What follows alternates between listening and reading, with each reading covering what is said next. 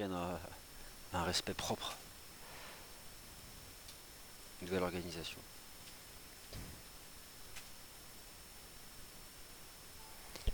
Alors bonjour à tous, bienvenue sur dailyfx.fr, bienvenue au Good Morning Eurodollar, Vincent Gagne pour vous retrouver. Nous sommes le 31 mai 2016, la fin du mois de mai, un mois de mai particulier pour les marchés actions puisqu'ils ont progressé. Alors c'est lorsqu'on regarde l'historique des mois de mai en termes de performance, ça ne veut pas dire grand chose, on appelle ça la saisonnalité, mais malgré tout on en déduit souvent des statistiques.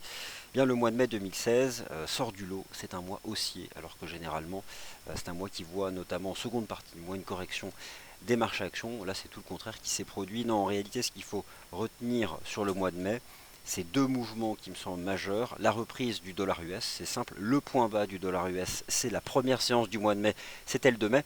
Vous avez sous les yeux le taux de change USD Yen, prenez tous les chandeliers journaliers, le point bas c'était le 2 mai. Et puis le 29 avril, c'était une séance baissière. Donc toutes les séances, l'ensemble du mois de mai est un mois haussier sur le taux de change USD Yen.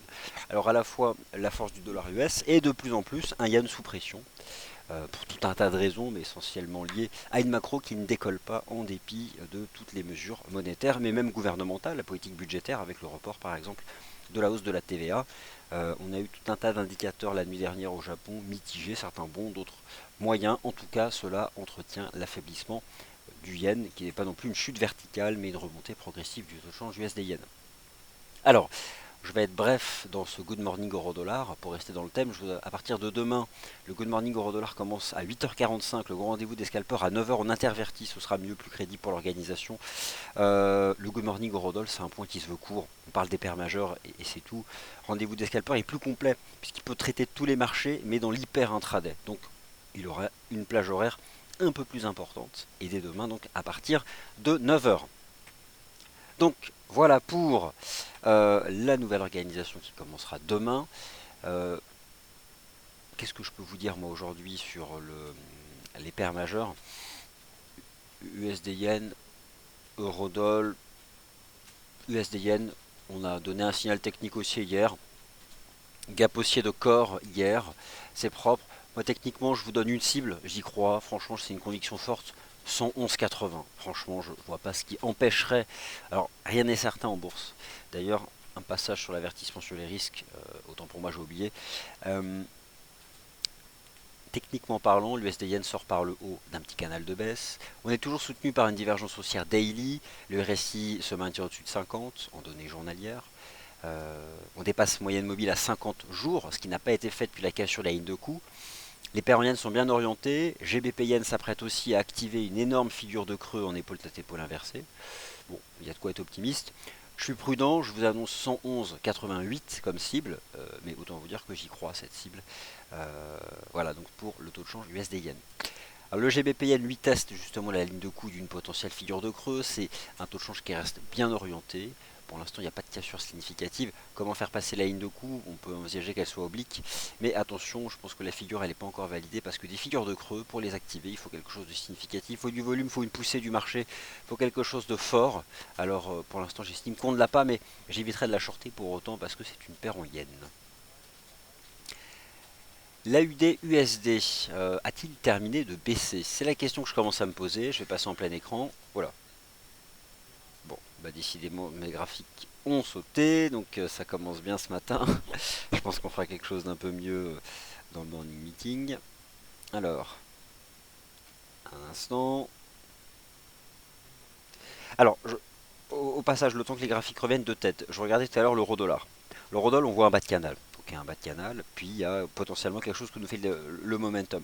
Alors, il y a toujours une opposition entre un cas de figure qui serait celui d'une divergence haussière et un cas de figure qui serait celui du drapeau de momentum. Et les conséquences, elles sont opposées. C'est la question que je me posais sur le taux de change euro-dollar. Il y a une bonne probabilité qu'il se maintienne au-dessus du canal, mais sous les 1,1215 jusqu'à soit l'ADP ou voir des statistiques US. Il y en a cet après-midi, des statistiques américaines, notamment sur la consommation des ménages, la confiance du consommateur, les dépenses de consommation des ménages. En tout cas, l'indice des prix basé sur les dépenses de consommation des ménages, suivi par la Fed, l'indice des prix PCE. La Fed le mentionne d'ailleurs dans son tableau de ses objectifs macroéconomiques, c'est pas l'indice des prix à la consommation, c'est l'indice des prix PCE. Donc, alors, hop, hop,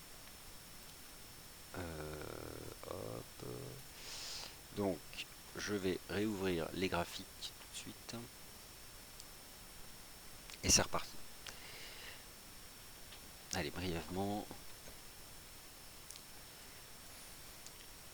Donc voilà, le taux de change AUD-USD, là il teste une résistance. Il y a eu des chiffres l'année dernière en Australie qui soutiennent un peu le marché.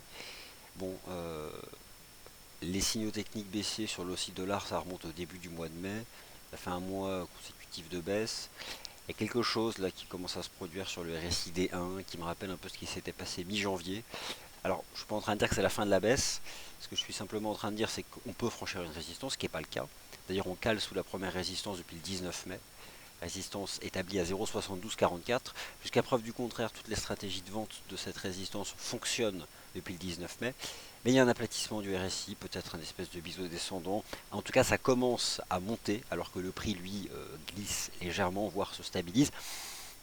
Pourquoi pas envisager un dépassement de cette résistance, comme le marché avait réussi à le faire le 2 mars. Je n'irai pas jusqu'à l'acheter, mais en tout cas, je commence à mettre entre parenthèses des stratégies de vente de l'ossi dollar, alors que voilà, on baisse depuis un mois et demi et qu'on a perdu pas loin de 700 pips et que le RSI-D1 commence à se retourner alors que le prix se stabilise.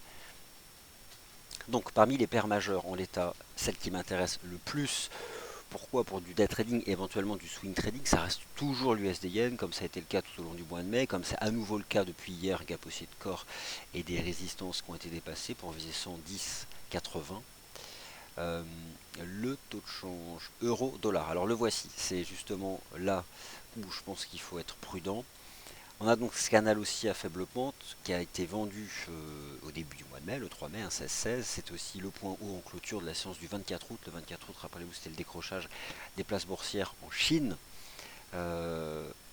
Phase de baisse du taux de change euro-dollar, 400 points de baisse. Première résistance 1,12-16 $. On se stabilise dans le bas d'un canal hier. Et donc voilà, c'est la question que je me pose, c'est qu'est-ce qu'est en train de nous faire le RSI-D1 de l'eurodoll. Il y a deux possibilités, soit c'est une toute petite divergence haussière, soit c'est pire, c'est le contraire. C'est une espèce de fanion de RSI.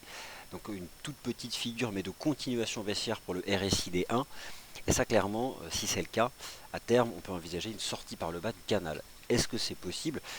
Alors, il y a tous les fondamentaux pour que le marché prenne une décision cette semaine. Et que peut faire le marché jusqu'à la BCE ou le rapport NFP? Probablement se maintenir dans cette compression. Après, il faut voir. Il y a les dépenses de consommation des ménages cet après-midi, il y a des choses. Donc, je suis très hésitant. J'éviterai de trop me précipiter. Lorsque je regarde l'USDCHF, qui est la paire miroir, c'est la même chose. Soit c'est une divergence baissière, soit c'est tout le contraire. C'est un espèce de drapeau haussier de RSI. Et si c'est le cas, ça va exploser à la hausse l'USDCHF. Et si l'USDCHF s'envole, l'euro-dollar brise son canal par le bas. Donc, vu la tendance récente, et au fond, sur l'eurodoll, bah on reste dans cet énorme range 1,05, 1,15. Une sortie par le bas du canal reste un scénario envisageable. Alors dollar tomber à 1,05, je ne sais pas, mais envisager pourquoi pas un nouveau test des 1,08.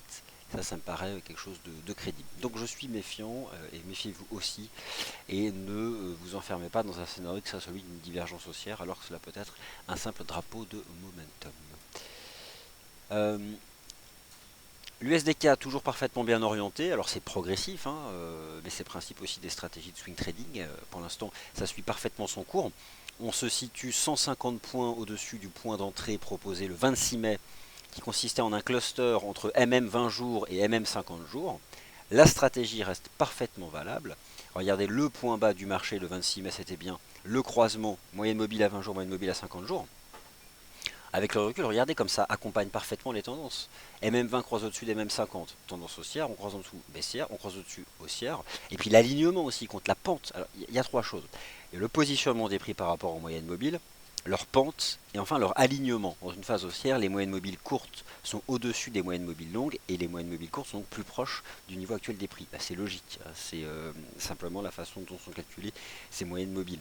Moyenne mobile à 20 jours, bah voilà, plus réactive qu'une moyenne mobile à 50 jours, etc. etc. C'est le principe des moyennes mobiles arithmétiques. Donc, pour l'instant, moi ce que font ces indicateurs de tendance, je trouve ça propre, et j'y crois, tant que le cours se maintient au-dessus des mêmes 20 jours, le croisement est avéré, reste maintenant en ultime signal à voir la MM50 prendre à son tour une pente haussière, ce qui n'est pas le cas, elle est plate, mais ça ne saurait tarder, surtout si le cours continue de progresser jour après jour. Le calcul d'une moyenne mobile à 50 jours, bah, ça avance dans le temps. On oublie, on oublie le 50e jour, puis on prend la toute dernière cotation, et c'est supérieur à celle des dernières séances. Donc mécaniquement, la pente finira par être haussière pour la moyenne mobile à 50 jours. Bon, bref, vous m'avez compris, même si j'ai un peu de mal à m'expliquer ce matin. Alors, il y a une question sur le GBP Yen. Le GBP Yen monte petit à petit. Épaule, tête, épaule inversée, pourquoi pas. En tout cas, moi je suis positif sur ce marché depuis la séance du 24 mai. Je vais remettre un peu l'Ishimoku. Il est où l'Ishimoku? Il est là. Voilà, alors en l'état, on sait que c'est pas un signal lorsqu'on est en range hein, de sortir par le haut du nuage, comme nous le rappelait Cypressa de Patrick Riguet. Mais bon, c'est vrai que pour l'instant, le marché avance, franchit des résistances petit à petit. Ça me paraît quand même important. Alors, soit le range, on en est sorti par le haut si c'est un espèce de triangle, soit il faut significativement dépasser les 162,80. Le marché a tenté de le faire, il n'a pas réussi. Hein. Il retombe, a fait 163,80, il retombe, mais pourquoi pas y croire? En tout cas, ça reste un mouvement aussi progressif. Je ne serais pas surpris qu'on finisse par aller chercher les 164,80, 165. On verra.